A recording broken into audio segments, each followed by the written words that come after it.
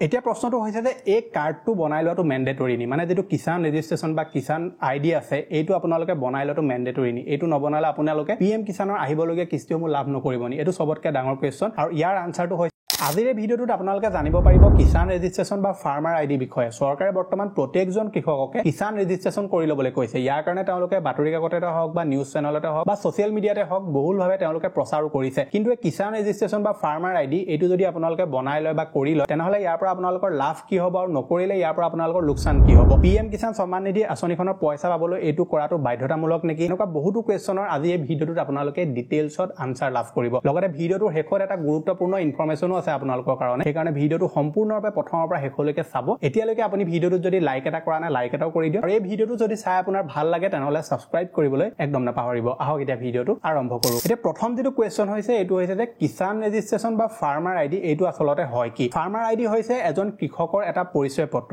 চৰকাৰে বৰ্তমান আমাৰ সম্পূৰ্ণ যেটো কৃষি ক্ষেত্ৰ আছে এইটো ডিজিটেল কৰিবলৈ চেষ্টা কৰি আছে যাতে প্ৰত্যেকজন কৃষকে তেওঁলোকৰ যি মাটি সম্পত্তি আছে বা তেওঁলোকৰ য'ত ধৰি লওক কৃষি কৰে তেওঁলোকে সেই ভূমিসমূহৰ যাতে সম্পূৰ্ণ ডিটেইলছ তেওঁলোকৰ হাতত অনলাইন ভাবে থাকে আৰু এই অনলাইন ডিটেইলছসমূহ চৰকাৰৰ হাততো যাতে থাকে তেওঁলোকে যাতে কিবা এটা লাভ দিবৰ কাৰণে বা সেই কৃষকজনে কিবা এটা লাভ উঠাবৰ কাৰণে প্ৰয়োজনৰ সময়ত তেওঁলোকে বিশেষ কোনো ধৰণৰ ডকুমেন্টছ পাতি নিদিয়াকৈ এইসমূহ ধৰি লওক সুবিধা যাতে সহজতে লাভ কৰিব পাৰে এতিয়া বহুতৰ মনত এটা প্ৰশ্ন আছে যে ফাৰ্মাৰ ৰেজিষ্ট্ৰি বা ফাৰ্মাৰ আইডি দুইটা বেলেগ বেলেগ নেকি ফাৰ্মাৰ ৰেজিষ্ট্ৰি আৰু ফাৰ্মাৰ আইডি দুইটা একে হয় ফাৰ্মাৰ ৰেজিষ্ট্ৰি মানে হৈছে কি আপোনালোকৰ যিসমূহ ডিটেইলছ আছে যিসমূহ ডেটা আছে এই ডাটাসমূহ যাতে অনলাইন ভাবে আপোনালোকৰ তেওঁলোকে ৰেজিষ্টাৰ কৰি আপোনালোকৰ যেটো ফাৰ্মাৰ আইডি আছে তাত যাতে তেওঁলোকে এড কৰিব পাৰে হেতুৱে হৈছে সম্পূৰ্ণ প্ৰক্ৰিয়াটো আৰু ইয়াকে চৰকাৰে বৰ্তমান সকলোকে কৰি থাকিবলৈ কৈছে এতিয়া আপোনালোকে এই যেটো ফাৰ্মাৰ ৰেজিষ্ট্ৰেচন বা ফাৰ্মাৰ আইডি এইটো যদি আপোনালোকে কৰি নলয় তেনেকুৱা ক্ষেত্ৰত আপোনালোকৰ কি লোকচান হ'ব আৰু কৰি ললে আপোনালোকৰ কি লাভ হ'ব মই হেতু আপোনালোকক কৈ দিওঁ আপোনালোকে যদি এই ফাৰ্মাৰ ৰেজিষ্ট্ৰেচনটো কৰি লয় বা ফাৰ্মাৰ আইডিটো যদি আপোনালোকে ক্ৰিয়েট কৰি লয় তেনেকুৱা ক্ষেত্ৰত আপুনি বাৰে বাৰে কেৱাইসি কৰি থকা কোনো ধৰণৰ প্ৰয়োজন নাথাকিব আৰু চৰকাৰে যিসমূহ ধৰি লওক কৃষি ৰিলেটেড আঁচনিসমূহ দিয়ে এই আঁচনিসমূহৰ পৰা যিসমূহ ফেক বেনিফিচিয়াৰী থাকে যিসকলে ধৰি লওক ভুৱাভাৱে ডকুমেন্টছ পাতি দি বা ভুৱাভাৱে মাটি দেখুৱাই মেলি চৰকাৰক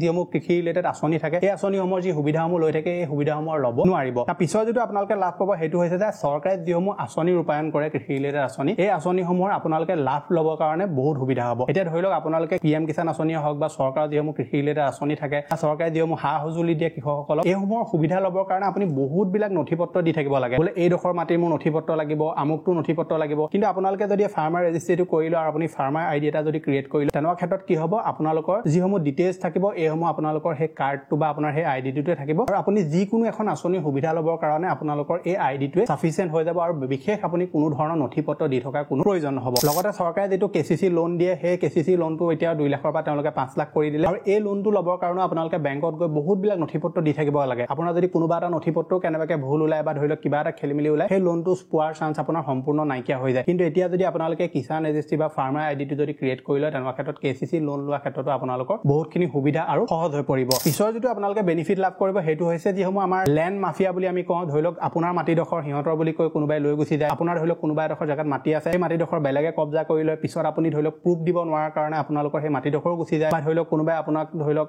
অলপ ভয় খুৱাই মেলি মাটি কাঢ়ি লয় এনেকুৱা ধৰণৰ সমস্যাবিলাক এতিয়া ধৰি লওক সহজতে সমাধান হ'ব আপোনাৰ মাটিডখৰ যদি কোনোবাই কব্জা কৰি ৰাখিছে বা আপোনাক ভয় খুৱাই যদি মাটিডখৰ ল'ব চেষ্টা কৰিছে এই ফাৰ্মাৰ ৰেজিষ্ট্ৰিত যদি আপোনাৰ সেই মাটিডখৰ ৰেজিষ্ট্ৰেচন হৈ থাকে বা আপোনাৰ এড হৈ থাকে এনেকুৱা ক্ষেত্ৰত অতি সহজতে আপোনাৰ সেই মাটিডখৰ আপোনাৰ কব্জালে আনিব পৰা যাব লগতে এই যেটো ৰেজিষ্ট্ৰেচন বা আইডি এইটো যদি আপুনি ক্ৰিয়েট কৰি লয় তেনেকুৱা ক্ষেত্ৰত ফসল বীমা যিখন আঁচনি আছে চৰকাৰৰ এই ফসল বীমা আঁচনিখনো চৰকাৰে ৰূপায়ণ কৰাত বহুত সুবিধা হ'ব আৰু যিজন প্ৰকৃত কৃষক তেওঁ ধৰি লওক কি খেতি কৰিছে তেওঁলোকৰ সকলোবিলাক ডিটেইলছ চৰকাৰৰ হাতত থাকিব আৰু যেটো ফসল বীমা যোজনা এইখনত আপোনালোকে ৰেজিষ্ট্ৰেচন কৰিবৰ কাৰণে বা ইয়াৰ সুবিধা ল'বৰ কাৰণে আপোনালোকৰ বহুতখিনি সুবিধা হ'ব এতিয়া প্ৰশ্নটো হৈছে যে এই কাৰ্ডটো বনাই লোৱাটো মেন্ডেটৰি নি মানে যেটো কিষাণ ৰেজিষ্ট্ৰেচন বা কিষাণ আইডি আছে এইটো আপোনালোকে বনাই লোৱাটো মেন্ডেটৰি নি এইটো নবনালে আপোনালোকে পিএম কিষাণৰ আহিবলগীয়া কিস্তিসমূহ লাভ নকৰিব নি এইটো সবতকৈ ডাঙৰ কোৱেশ্চন আৰু ইয়াৰ আনসাৰটো হৈছে হয় এই কাৰ্ডটো বনাই লোৱাটো মেন্ডেটৰি হয় প্ৰত্যেকজন কৃষকৰ কাৰণে যিজন কৃষকে চৰকাৰৰ প্ৰত্যেকখন কৃষি ৰিলেটেড আঁচনি সুবিধা ল'ব বিচাৰে আপুনি যদি পিএম কিষাণ আঁচনিখনৰ এজন হিতাধিকাৰী হয় আৰু কিষাণ ৰেজিষ্ট্ৰেচন যদি আপোনালোকে কৰি নলয় তেনেকুৱা ক্ষেত্ৰত কি হ'ব চৰকাৰৰ যেটো পিএম কিষাণৰ 19 নম্বৰ ইনষ্টলমেন্ট যেটো 24 ফেব্ৰুৱাৰী তাৰিখে মুকলি কৰিব এই পইচাটো আপোনালোকে লাভ কৰিব কিন্তু আহিবলগীয়া যেটো 20 নম্বৰ ইনষ্টলমেন্ট সেই ইনষ্টলমেন্টটো কিন্তু আমাৰ অসমৰ কৃষকসকলে লাভ নকৰিব মানে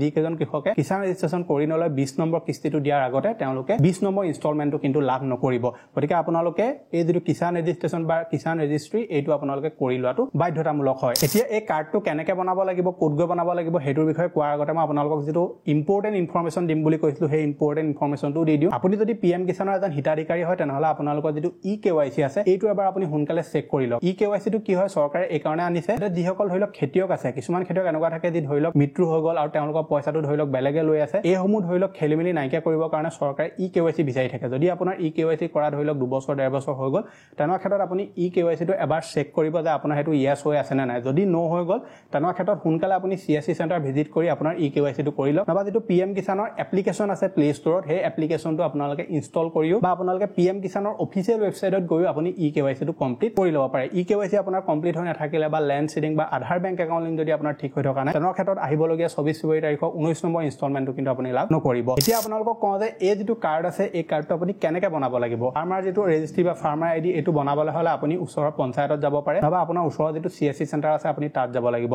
আপোনাৰ আধাৰ কাৰ্ডটো লৈ যাব আধাৰ কাৰ্ডৰ লগত লিংক হৈ থকা যেটো মোবাইল নম্বৰ সেই মোবাইল নম্বৰটো আপোনাৰ থাকিব লাগিব লগত কাৰণ তালে এটা OTP যাব লগতে মাটি ৰিলেটেড ডকুমেন্টছখিনি আপুনি লৈ যাব আৰু সেইখিনি আপোনালোকে লৈ গলে আপোনাৰ যেটো কিষান ৰেজিষ্ট্ৰি বা ফাৰ্মাৰ আইডি হেতু আপুনি ক্ৰিয়েট কৰিব পাৰিব এতিয়া আৰু এটা কথা বহুতে সুধি আছে আমাৰ যি ধৰি লওক মাটি আছে মাটি আমাৰ দেউতাৰ নামত আছে গতিকে আমি তেওঁ লৰা হয় বা ধৰি লওক ছোৱালী হয় আমি PM কিষানৰ পইচা লৈ আছো আমিও এজন খেতিয়ক হয় এনেকুৱা ক্ষেত্ৰত কি হ'ব আপোনালোকৰ যিজন দেউতা আছে তেওঁ ধৰি লওক কিষান ৰেজিষ্ট্ৰিটো কৰি ল'বগে লাগিব আৰু কিষান ৰেজিষ্ট্ৰিটো কৰি লোৱাৰ পিছতে আপোনাৰ ধৰি লওক পঞ্চায়তত এইখিনি কথা আপোনালোকক সবিশেষ ডিটেইলছত বুজাই দিব কাৰণ অফিচিয়েলি তেওঁলোকে এতিয়ালৈকে কোনো নটিফিকেশন দিয়া নাই এনেকুৱা এটো ৰিগাৰ্ডিং যে ধৰি লওক বেলেগে যদি পইচা লৈ আছে পিতেকে পইচা লৈ আছে বা ধৰি লওক ছোৱালীজনীয়ে পইচা লৈ আছে তেওঁলোক এজন কৃষক হয় তেনৰ ক্ষেত্ৰত পইচাটো কাট খাই যাবনি এইটো ওপৰত তেওঁলোকে কোনো ডিটেইলছ দিয়া নাই গতিকে ইয়াৰ বিষয়ে আপুনি জানিবলৈ হলে আপোনাৰ জিলা যেটো কৃষি বিভাগ আছে তাতো আপুনি ভিজিট কৰিব পাৰে বা আপোনাৰ যেটো পঞ্চায়ত আছে পঞ্চায়তত গৈ আপুনি ইয়াৰ বিষয়ে সবিশেষ জানিবগে পাৰে গতিকে আপোনাৰ যেটো এই ফাৰ্মাৰ ৰেজিষ্ট্ৰি বা ফাৰ্মাৰ আইডি এটো আপুনি ক্ৰিয়েট কৰাটো বাধ্যতামূলক হয় মান পাৰে সোনকালে আপুনি এই আইডিটো বনাই লওক যদি আপুনি আহিবলগীয়া সময়ত চৰকাৰৰ যিকোনো ধৰণৰ কৃষি ৰিলেটেড আঁচনি সুবিধাসমূহ লৈ থাকিব বিচাৰে গতিকে এইটোৱে আছিলে যে আপোনালোকক দিবলগীয়া ইনফৰমেশন আশা কৰিছো আপোনালোকে ভিডিওটো চাই ভাল পালে